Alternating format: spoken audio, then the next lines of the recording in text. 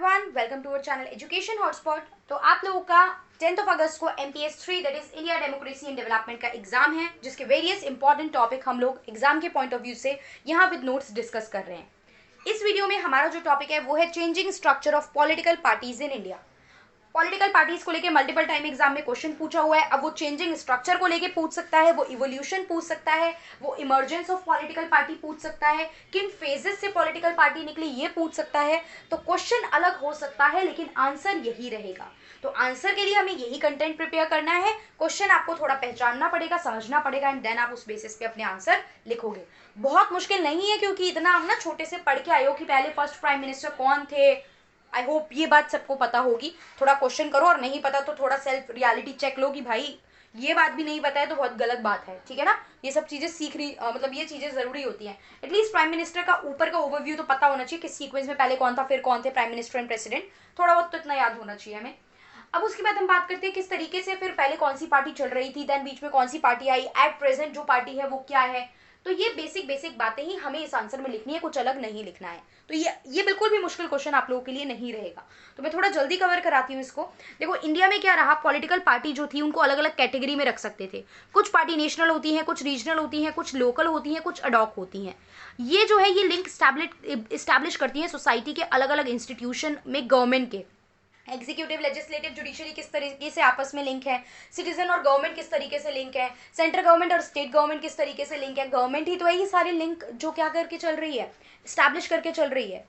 और अपनी हर political party की अपनी अलग अलग आइडियोलॉजी होती है भाई, ठीक है। हर ग्रुप का अपना अलग अलग कंसेप्ट होता है ना। लाइक देखो फ्यू और गांधीयन जो है वो फॉलोअर होते हैं। गांधीयन फॉलोअर मतलब जो भाई शांति, सत्याग्रह और आपका नॉन वायलेंस को फॉलो करके चलते हैं। वहीं देयर आर सम पीपल जो वायलेंट होते हैं, जो कहते हैं भैया हमें तो बदलनी है चीजें। They are known as reformist ना, जो चीजें बदलने पे बिलीव रखते हैं, राइट। तो सबकी अपनी, हर पॉलिटिकल पार्टी की भी अपनी अपनी आइडियोलॉजी होती है, काम करने के अलग अलग व्यू पॉइंट होते हैं। तो they mobilise people for their support and vote, लोगों को इकट्ठा करते हैं, सपोर्ट लेते हैं। वोट के लिए लोग चाहिए होते हैं। और पार्टी सिस्टम जो होता है वो डिपेंड करता है कि उसकी हिस्टोरिकल रूट कहाँ है, वो क्या आइडियोलॉजी लेके पनपी थी, किस कंसेप्ट पे वो काम करना उसने स्टार्ट करा था। तो इनकी हिस्टोरिकल रूट और जो फोर फादर्स थे इन पार्टी के, वो क्या एक आइडियोलॉजी सेट कर गए हैं पार्टी की, उस आइडियोलॉजी पे यहाँ पे आगे काम चल रहा होता है। सिविल ट्रेडिशंस क्या है, कल्चर ओरिएंटेशन और इकोनॉमी को लेके क्या व्यू है, इन सब चीजों पे बातें डिपेंड करती हैं। हमारी कंट्री की अगर हम बात करें तो there are diversity of regional culture, अलग अलग तरीके के कल्चर देखने को मिलते हैं। जोग्राफिकल स्प्रेड जो देखो, नॉर्थ साउथ ईस्ट वेस्ट अगर आप देखो अलग अलग जगह, तो वो बहुत डिफरेंट है, ठीक है। कैरेक्टर स्टेट का वो अलग होता है। और जो डिमांड है काफ़ी ज़्यादा हमारी सोसाइटी में सोशल और चेंज की और इकोनॉमी को डेवलप करने की, ये सारी बातें जो है वो पार्टी सिस्टम के कैरेक्टर को, एक पार्टी क्या किस तरीके से काम करेगी, कैसे ऑपरेट करेगी, ये सारी बातें इस पर असर डालती हैं। अगर हम कंट्री की फर्स्ट एस्टैब्लिश पार्टी की बात करें तो वो थी INC, इंडियन नेशनल कांग्रेस, जो तब बनाई गई थी जब we are under the British rule, colonial rule. हमें अपनी बातें उन तक पहुंचानी थी, तो भाई हम चाहते थे कि आप हमें सुनो।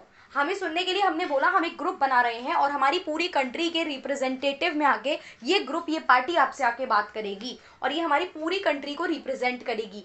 ऑल्दो जब वो पार्टी बनी तो उसके भी कुछ पॉइंट्स बोले गए थे कि वो बहुत ज़्यादा देखो पीजेंट वर्कर मूवमेंट की आइडियोलॉजी लेके काम नहीं कर रही थी, वो कुछ मिडिल और रिच क्लास लोगों का एक ग्रुप बन गया था उस टाइम पे। तो ऐसी प्रॉब्लम्स रही थी, but there is no need to discuss it here.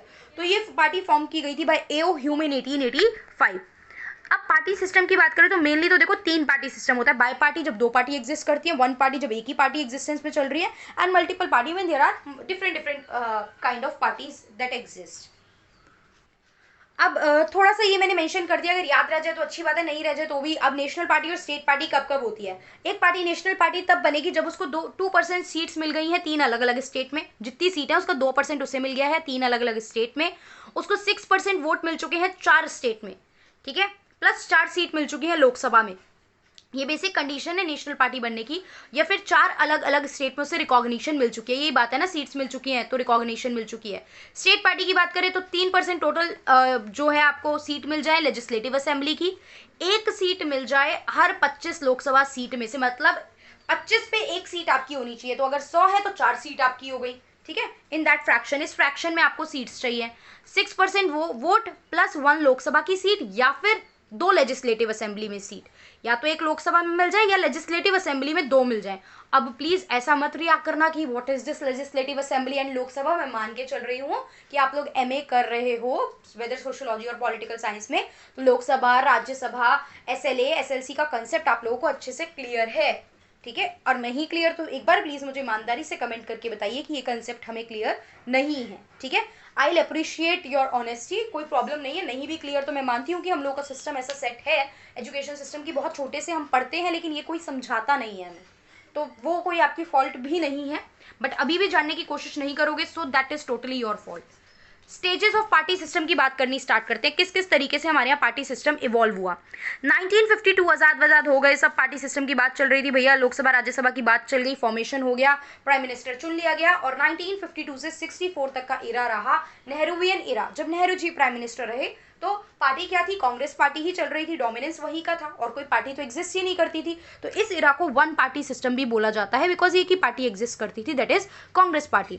और कांग्रेस एक बहुत बड़ा छतरी का काम कर रही थी, अम्ब्रेला का, जिसने छोटी छोटी कम्युनिटीज, अलग अलग लोगों के इंटरेस्ट, आइडियोलॉजी, अच्छा भैया तुम किसान हो, तुम्हारी ये प्रॉब्लम है, ठीक है आ जाओ, हम इसको लीड कर रहे हैं, और वर्कर्स की ये प्रॉब्लम है, इंडस्ट्रियलिस्ट की ये प्रॉब्लम है, तो सारी प्रॉब्लम्स अपने एक बड़े से छतरी के अंदर ले ली, तो किसी और को बाहर को पनपने का भी मौका नहीं मिल रहा था बहुत ज्यादा इस पर्टिकुलर टाइम पे। और अगर कोई छोटी मोटी स्मॉल पार्टीज होती भी थी तो वो एज अ प्रेशर ग्रुप काम कर लेते थे कि वो इनके डिसीजन पे कहीं ना कहीं प्रभाव डाल रहे हैं, बाकी वो पार्टीज की फॉर्म में इमर्ज होके नहीं आ रही थी। अब 64 से 77 तक का जो टाइम पीरियड रहा वो एक अनईजी वाला ट्रांजिशन रहा, बिकॉज इस टाइम में जवाहरलाल नेहरू की डेथ हुई। जवाहरलाल नेहरू की डेथ के बाद प्रॉब्लम आई कि भैया जो, और कांग्रेस की जो आपको पता है थोड़े टाइम लाल बहादुर शास्त्री रहे, लाल बहादुर शास्त्री की डेथ के बाद भी Indira Gandhi became the prime minister, ये कंसेप्ट रहा। उसके बाद क्या रहा, कांग्रेस की जो डोमिनेंस थी कि भैया हम ही हम हैं, उसको थोड़ा सा यहाँ पे हो गया खतरा, और 8 स्टेट में कांग्रेस को मेजोरिटी नहीं मिली। तो इस वजह से क्या था, अलग अलग पार्टी जो एरिया वाइज पार्टी थी, रीजनल पार्टी थी, उसने ग्रो करना स्टार्ट कर दिया। रीजनल लेवल पे पार्टीज ग्रो करना स्टार्ट कर रही थी, साउथ में अलग अलग पार्टीज बन रही थी, वो चीज यहाँ पे क्लियर कट देखने को मिली। 1969 में पार्टी जो थी उसमें स्प्लिट हो गया, मतलब जो कांग्रेस पार्टी थी इसमें स्प्लिट देखने को मिला, और अब ये मोरारजी देसाई और जेपी नारायण, जयप्रकाश नारायण बोला जाता है, इन्होंने कांग्रेस के अगेंस्ट सक्सेसफुल मूवमेंट निकाले, ठीक है। इंदिरा हटाओ का नारा इन्होंने भी दिया, बट बाद में इंदिरा हटाओ की जगह कांग्रेस थोड़ा सा रीगेन करी अपने आप को, तो उन्होंने गरीबी हटाओ का नारा दिया। इस तरीके से ये सब चीजें पॉलिटिकल लेवल पे काफी कुछ यहाँ पे चल रहा था। हमें पता है 1975 में मैडम इंदिरा गांधी ने लगा दी इमरजेंसी, उन्होंने लगा दी इंटरनल इमरजेंसी। 2 साल तक इमरजेंसी का जो था वो बहुत भारी इंपैक्ट पड़ा। इमरजेंसी के टाइम पे आपके जितने भी पॉलिटिकल राइट्स होते हैं वो आपसे छीन लिए जाते हैं, नॉर्मल फंक्शनिंग नहीं चलती। कहा जाता है that was done due to the personal reason, बहुत सारे कारण थे, ठीक है। वो कोई भी एक्सेप्टेबल वो नहीं माना जाता, एक डिसीजन माना जाता है कि कोई ऐसी बुरी सिचुएशन नहीं थी कंट्री में कि आपको इमरजेंसी लगानी पड़े, बट या आपके कुछ अपने पर्सनल कारण की वजह से, क्योंकि आपके अगेंस्ट जो था वो कहीं से हाई कोर्ट से ऑर्डर इशू हो चुका था, तो आपने वहां से क्या करा, आपने रातों रात कॉल करा और प्रेसिडेंट को कॉल करके बोला कि भैया सुबह लगा दीजिए इमरजेंसी, मतलब आप इमरजेंसी डिक्लेयर कर दीजिए, और डिक्लेयर हो गई, जिस वजह से जनता को 2 साल सफर करना पड़ा। और आप जनता को सफर करवाओगे तो जनता थोड़ा सा जवाब देगी, तो जनता ने यही अगले इलेक्शन में कांग्रेस को एक हार का जो था वो मजा, यहाँ पे एक हार का चेहरा दिखाया मैं बोलूंगी। तो इंक्रीजिंग इंटर पार्टी कॉन्फ्लिक्ट यहाँ पे बढ़े, ठीक है। न्यू कोalition इमर्ज हुआ in the form of Janata party, multi party system आ चुका था, लेकिन यहाँ जो पार्टी थी ना इसमें ना बहुत ज्यादा कोहेरेंट नहीं था, आपस में आइडियोलॉजी मैच नहीं कर रही थी, चीजें समझ नहीं आ पा रही थी, दैट्स वाई बहुत सुपरहिट नहीं रही है उस पर्टिकुलर टाइम पे। तो अगेन कांग्रेस जो थी वो थोड़ा सा रिवाइव करी, और दोबारा से कांग्रेस यहाँ पे हमें देखने को मिली।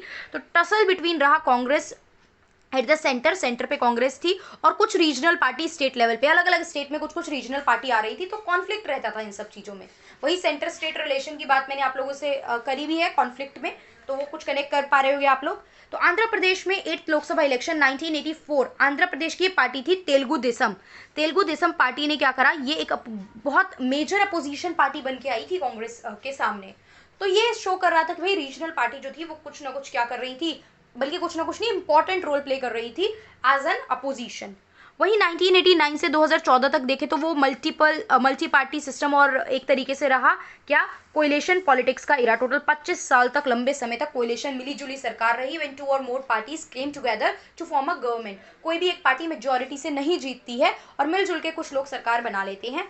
डिटेल कहानी तो नहीं पढ़नी ना, किसने किसके साथ सरकार बनाई, अब मैं आपको ये एनडीए और बीजेपी और कांग्रेस ये सब पूरा डिटेल नहीं बताऊंगी यहाँ पे, दैट इज नॉट इम्पॉर्टेंट। तो इसको रेनबो कोएलिशन भी बोला जाता है, बिकॉज रेनबो आता है और फटाफट से चला जाता है, राइट। तो ये पार्टी भी बनती थी, आइडियोलॉजिकल डिफरेंस हुआ और फटाफट से ये पार्टी कई बार खत्म भी हो जाती थी, तो दैट्स वाई रेनबो कोएलिशन बोला जाता था। प्लस पॉलिसी पैरालिसिस, यार रूल आप ला रहे हो, कोई ना कोई कॉन्फ्लिक्ट कर रहा है, मेजोरिटी पास ही नहीं हो रही है किसी भी पॉलिसी पे, तो कोई रूल ही नहीं आ पा रहे थे, कोई बड़े मेजर डिसीजन ही नहीं हो पा रहे थे। अभी आप देख रहे हो ना, अभी इस टाइम गवर्नमेंट जो है वो मेजर डिसीजन ले रही है बैक टू बैक, कभी कुछ डिसीजन आ रहा है, आर्टिकल 370 की बात लो, आप जीएसटी की बात लो, मल्टीपल डिसीजन आ रहे हैं। Why this is happening? Because majority है, मेजोरिटी है तो डिसीजन हम ले पा रहे हैं अपने अकॉर्डिंग, मेजोरिटी नहीं थी तो फिर चीज़ें गड़बड़ हो जाती थी। तो ये चीज़ है। अब बोला जा रहा है कि 2014 से जो आज तक सिस्टम चल रहा है, तो क्या ये दोबारा वन पार्टी सिस्टम की तरफ हम जा रहे हैं? क्योंकि इतने लंबे समय से दोबारा क्या देखने को मिला, हमें वन पार्टी सिस्टम देखने को मिला। तो अभी देखते हैं, हालांकि वन पार्टी सिस्टम बोल रहे हैं, फिर भी ये कुछ कुछ चीज़ों से, कुछ कुछ ग्रुप से अलायंस मिलके ये पार्टी फॉर्म की है। तो हो सकता है ये दोबारा वन पार्टी सिस्टम की तरफ रुख मोड़ने की बात की गई हो, बिकॉज आप देख सकते हो 5 और 5 10 साल टोटल हो जाएंगे एक गवर्नमेंट को। तो बाकी विल सी आगे क्या किस तरीके से ये गवर्नमेंट और पॉलिटिक्स का जो है आगे रुख चलेगा। तो अभी यहाँ से 2014 से नाउ तक का हमें पूरा प्रोसेस इसमें डालना है। So this is about the patterns of the political parties, trends of the political parties और evolution of the political party, emergence of the political party, कुछ भी आता है you have to present this answer. I will share the PDF of the videos in the Telegram group, आप वहाँ से check कर सकते हो। और नेक्स्ट वीडियो में हम लोग एक और इम्पॉर्टेंट टॉपिक जो है कवर करेंगे। आपको किसी टॉपिक में डाउट है तो आप लोग उसको मेंशन कर सकते हो कमेंट बॉक्स में। I will take your doubt and make the video on that topic. So that's all for this video. Thank you for watching.